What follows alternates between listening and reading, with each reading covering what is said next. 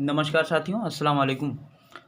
आप सभी लोगों का हमारे online YouTube channel UP Urdu GS academy पर बहुत बहुत स्वागत है। साथियों, एक बहुत ही महत्वपूर्ण और अहम टॉपिक के साथ मैं फिर हाजिर हूं आप सभी लोगों के बीच में, और मैं चाहता हूं कि आप लोग ये टॉपिक भी बहुत ही ध्यान से पढ़ें, बहुत ही इत्मीनान के साथ पढ़ें। वीडियो यूट्यूब पे रहेगा, आप कभी भी इसको देख सकते हैं। तो मैं टॉपिक लेकर आया हूँ फोर्ट विलियम कॉलेज। बहुत ही इम्पॉर्टेंट है, ये बहुत ही अहम है, fort William college.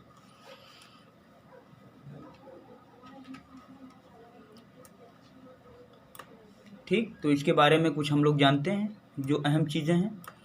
Fort William college का क़याम लॉर्ड वेलेजली के हाथों। किसके हाथों? Lord Wellesley. ये गवर्नर जनरल था। लॉर्ड वेलेजली एक गवर्नर जनरल था। तो फोर्ट विलियम कॉलेज का क़याम लॉर्ड वेलेजली के हाथों कब हुआ था? 10 जुलाई 1800 ईस्वी में कलकत्ता में हुआ। बहुत ही आराम से, और हमारे ख्याल से अगर मैं कहूँ तो मैं तो यही कहूँगा कि आप नोट्स बनाते चलिए। फोर्ट विलियम कॉलेज का क़याम लॉर्ड वेलेजली के हाथों 10 जुलाई 1800 ईस्वी में कलकत्ता में हुआ। तो इसी में दूसरा पॉइंट है कि फोर्ट विलियम कॉलेज का मकसद, अच्छा इसका मकसद था, मकसद क्या था ये आप जान लीजिए। अंग्रेज़ों को हिंदुस्तानी तहजीब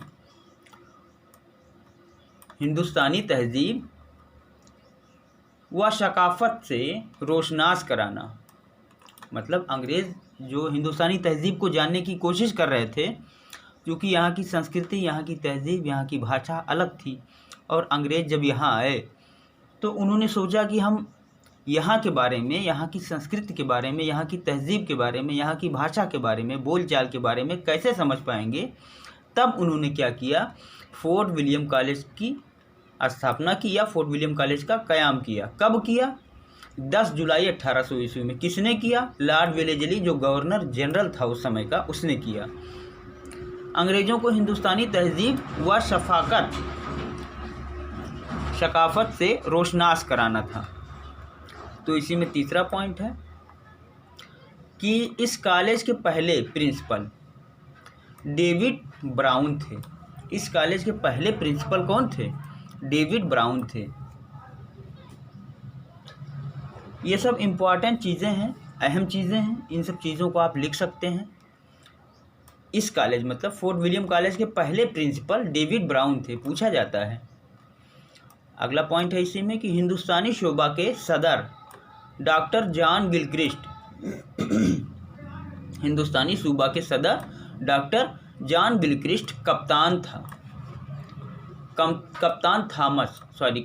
थॉमस। तो हिंदुस्तानी शोबा के सदर डॉक्टर जॉन गिलक्रिस्ट, कप्तान थॉमस रोबिक और कप्तान जॉर्ज टेलर, ये जॉर्ज टेलर होना चाहिए, यहाँ जॉर्ज टेलर थे। तो एक बार फिर से पढ़ लीजिए कि सदर डॉक्टर जॉन गिलक्रिस्ट थे, कप्तान थॉमस रूबेक था और कप्तान जॉर्ज टेलर थे।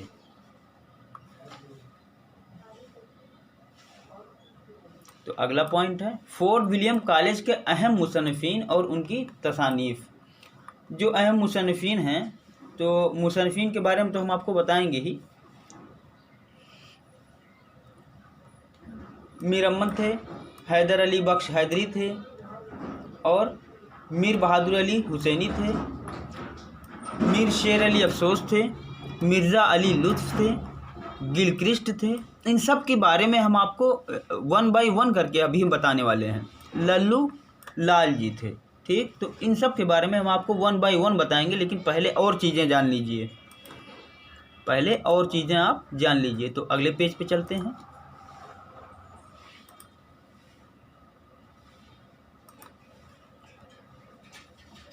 अगले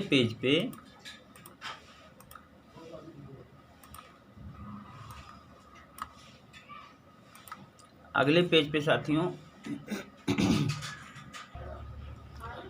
अगले पेज पे है कि कप्तान जॉन विलियम टेलर, देखिए कप्तान जॉन विलियम टेलर का तकर्रुर सदर प्रोफेसर शोभा हिंदुस्तानी की हैसियत से 23 फरवरी 1808 को हुआ था, जहां वो मई 1823 तक रहे। कौन? John William Taylor.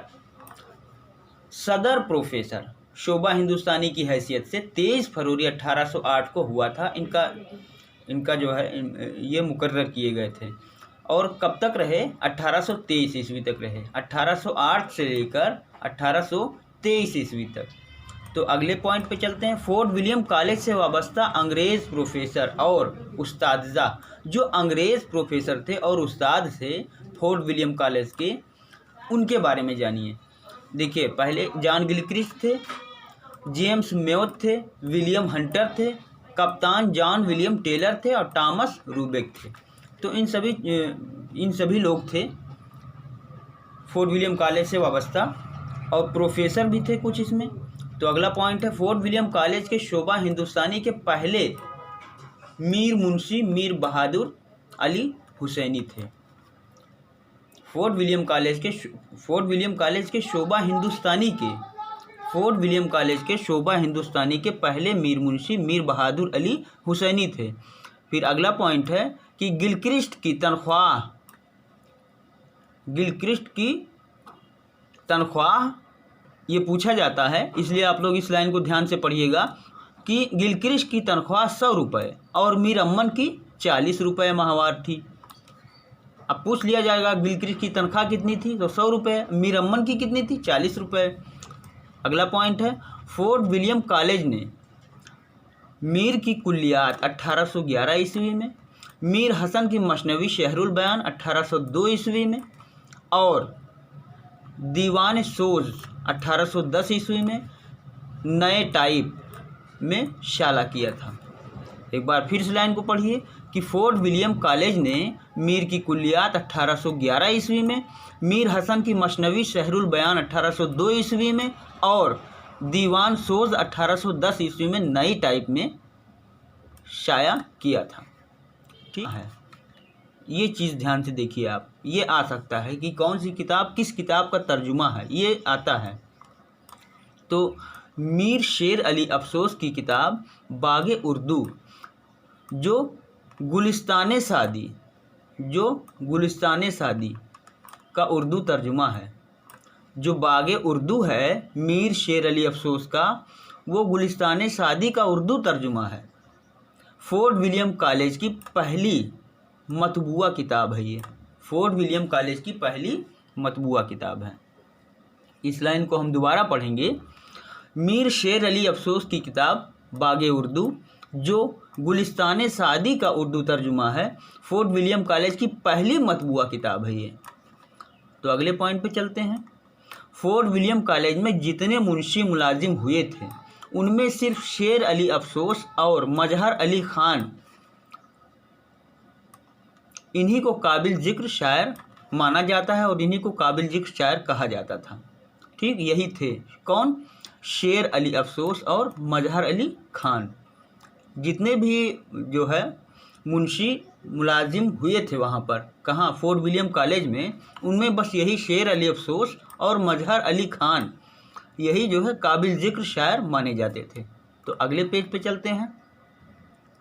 तो अगले पेज पे साथियों, इनमें ज़रूरी चीज़ ये है कि जो है देखिए, पॉइंट वाइज देखते रहिए कि फोर्ट विलियम कॉलेज का परविस्ट मतलब प्रिंसिपल, फोर्ट विलियम कॉलेज का जो प्रिंसिपल होता था उसको क्या होना चाहिए?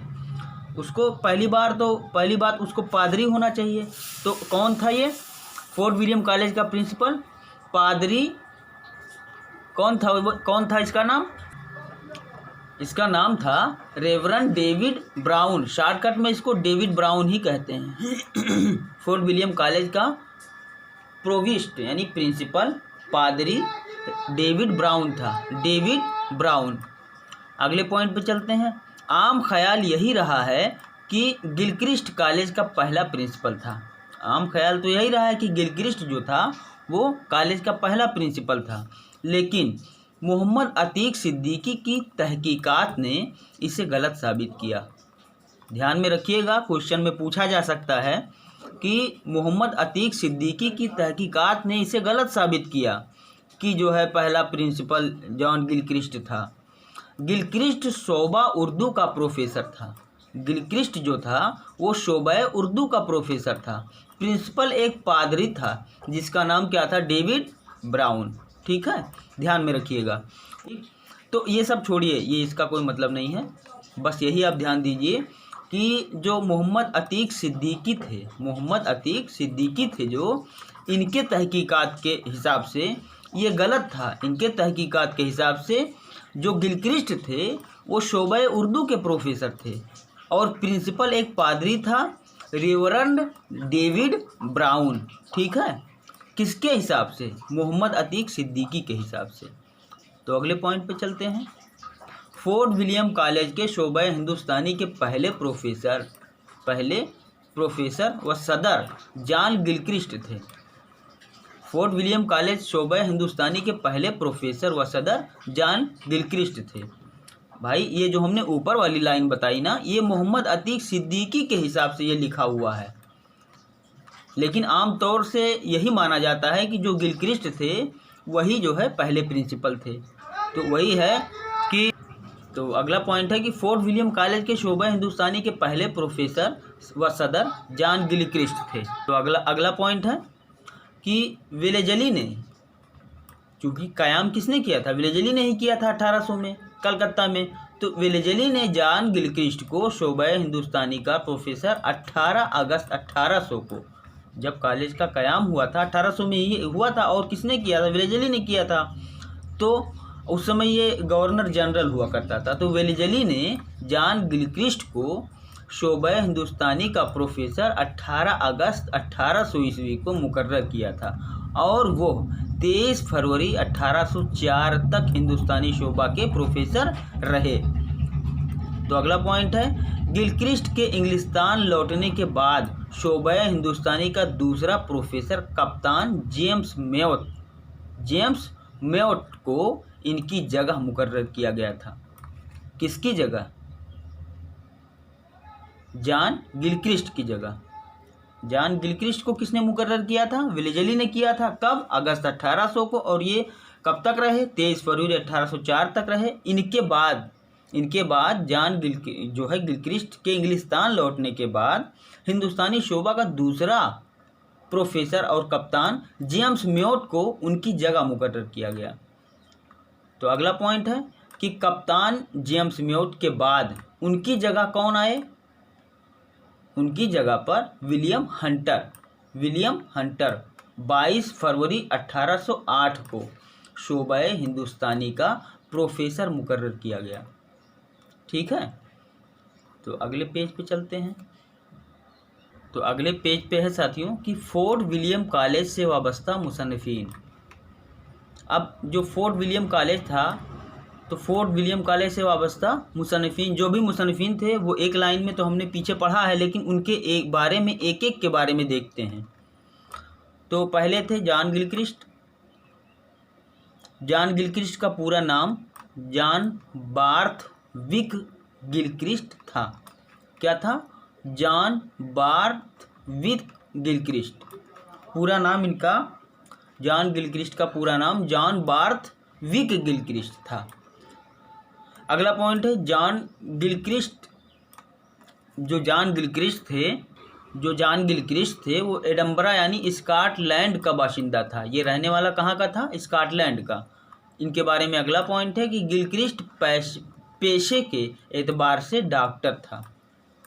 पूछा जा सकता है, जो गिलक्रिस्ट था वो अगर उसका पेशा देखा जाए तो वो एक डॉक्टर था। तो अगला पॉइंट है कि गिलक्रिस्ट ईस्ट इंडिया कंपनी में डॉक्टर की हैसियत से मुलाजिम होकर हिंदुस्तान आया था। किसकी हैसियत से आया था? डॉक्टर की हैसियत से आया था। फिर अगला पॉइंट है कि गिलक्रिस्ट ने लुगत व कवायद पर 3 जिल्दों में अपनी तसनीफ पेश करके अपने दौर में लुगत और कवायद के मैदान में सबसे अहम काम किया। 3 जिल्दों में इसने जो है 3 जिल्दों में अपनी तसनीफ़ पेश की। कौन सी तसनीफ़ थी? लुगत व कवायद के नाम से। ठीक है, तो अगला पॉइंट है इनके बारे में कि गिलक्रिस्ट ने सिर्फ 4 साल फोर्ट विलियम कॉलेज में खिदमत अंजाम दी थी। कब से कब तक? 1800 से 1804 तक। तो अगला पॉइंट है, गिलक्रिस्ट ने किताबों की इशाअत के लिए हिंदुस्तानी प्रेस के नाम से, किताबों की इशाअत के लिए हिंदुस्तानी प्रेस के नाम से एक इदारा कायम किया। हिंदुस्तानी प्रेस के नाम से इदारा किसने कायम किया, पूछा जा सकता है, तो गिलक्रिस्ट ने। अगला पॉइंट है, गिलक्रिस्ट हिंदुस्तानी के लिए रोमन रस्म अल्फाज का हामी था। हिंदुस्तानी के लिए रोमन रस्म अल्फाज का हामी था। अगला पॉइंट बहुत ही अहम है साथियों, कि जो एहसान वली ने उर्दू शायरी पर किया था, आ जाता है ये पेपर में, चूँकि अहम है ये, कि अगला पॉइंट है कि जो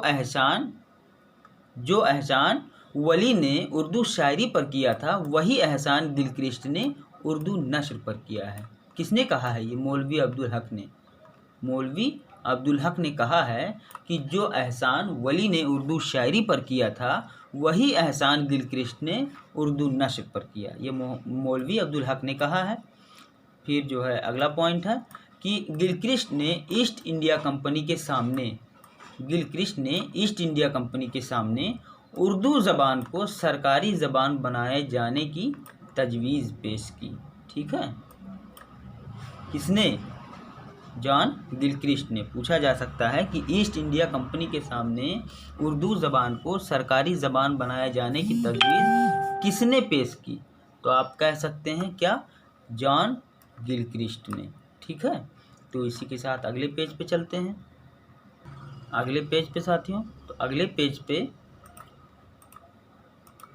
एक एक पॉइंट ध्यान दीजिएगा।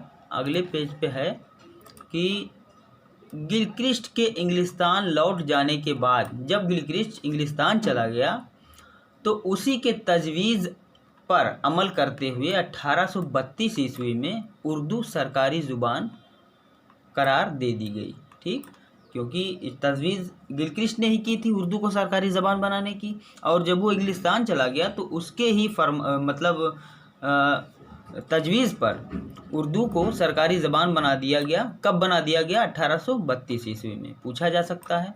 तो अगला पॉइंट है कि हिंदुस्तान में क़याम के दौरान 1782 से लेकर के 1804 तक, गिलक्रिस्ट कब तक रहे? 1782 से लेकर 1804 तक। तो हिंदुस्तान में क़याम के दौरान गिलक्रिस्ट ने हिंदुस्तानी यानी उर्दू ज़बान से मुताल्लिक़ 17 किताबें लिखी थीं। ये ध्यान में रखिएगा कि गिलक्रिस्ट ने कितनी किताबें लिखी थीं अपने दौर में, 1782 से लेकर 1804 ईस्वी के बीच में उर्दू ज़बान से मुताल्लिक़ 17 किताबें लिखी थीं। किसने? गिलक्रिस्ट ने, जॉन गिलक्रिस्ट ने। अब आगे चलते हैं मीर अमन देहलवी पर, क्योंकि ये भी वहीं से वाबस्ता थे। कहाँ से? फोर्ट विलियम कॉलेज से। तो इनके बारे में देखते हैं। मीर अमन देहलवी, तो मीर अमन देहलवी के बारे में है। मीर अमन की किताबें। पहला पॉइंट है बागो बहार, इशाअत 1804, कहीं कहीं 1803 भी है। बागो बहार मीर अमन देहलवी की है ये, और 1804 में इन्होंने इसको इशाअत लिखा। दूसरा पॉइंट है गंजखूबी, अखलाक़े मोहसनी का ये तर्जुमा है गंजखूबी। इसको भी तर्जुमा किसने किया? मीर अमन देहलवी ने। तो आगे चलते हैं शेर अली अफसोस पर।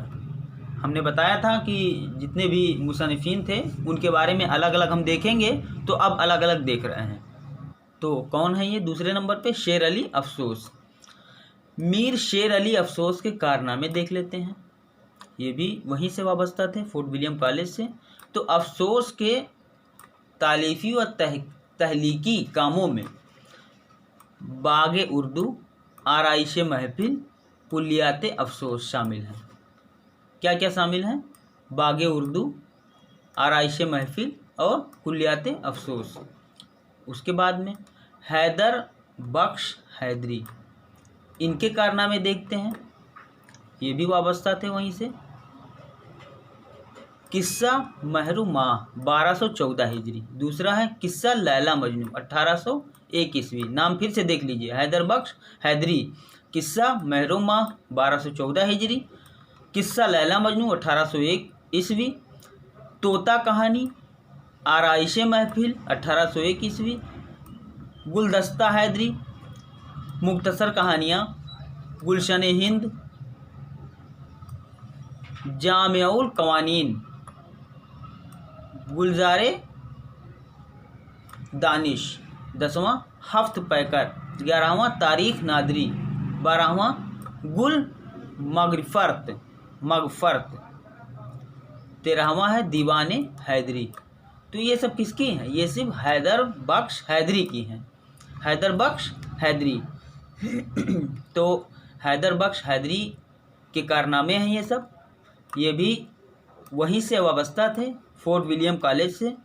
तो उसी दौरान इन्होंने किस्सा महरो माह, किस्सा लैला मजनू, तोता कहानी आराइश महफिल, गुलदस्ता हैदरी, मुख्तसर कहानियाँ, गुलशन हिंद, जामिउल कवानीन और गुलशन हिंद, गुलजार दानिश, हफ्त पैकर, तारीख नादरी, गुल मगफरत, दीवाने हैदरी। तो अगले पेज पे चलते हैं।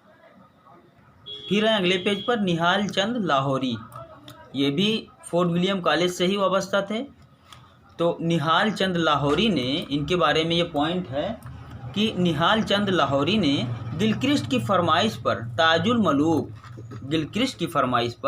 ताजुल मलूक और बकावली के फ़ारसी ज़ुबान में लिखे हुए किस्से को उर्दू नस्र में ढालकर महज़ब इश्क नाम रखा था। ध्यान में रखिएगा, बहुत ही अहम चीज़ है ये लाइन आप दोबारा पढ़िए कि निहाल चंद लाहौरी ने गिलक्रिस्ट की फरमाइश पर, किसकी फरमाइश पर? गिलक्रिस्ट की फरमाइश पर ताजुल मलूक और बकावली के फ़ारसी ज़ुबान में लिखे हुए किस्से को उर्दू नस्र में ढालकर महज़ब इश्क नाम से इसको किया था। ठीक, तो अगला मशहूर नाम है मीर बहादुर अली हुसैनी। इनके भी बारे में कुछ देख लीजिए। मीर बहादुर अली हुसैनी के कारनामे देखिए। पहला है नस्र बे नज़ीर। दूसरा है अखलाक हिंदी। तीसरा है नकलियात हिंदी। चौथा है तारीख़ आसाम। तो ये 4 चीज़ें हैं मीर बहादुर अली हुसैनी, ये 4 चीज़ें हैं, इनके कारनामे हैं ये। इनके बाद अगला नाम है मज़हर अली खान का। तो मज़हर अली खान विला जो हैं, मज़हर अली खान विला के कारनामे देखिए आप पहले। तो इनके कारनामों में माधव नल और काम कुंडल, दूसरा नहीं दिख रहा है, तीसरा हफ्त गुलशन, चौथा लताइफ व ज़राइफ, 5वां तारीख़ शेरशाही की तारीख़, मतलब शेरशाह सूरी के बारे में, 6वां तारीख़ जहांगीरी। अब ध्यान में रखिएगा कि तारीख़ शेरशाही और तारीख़ जहांगीरी किसने लिखा? मज़हर अली खान विला। फिर है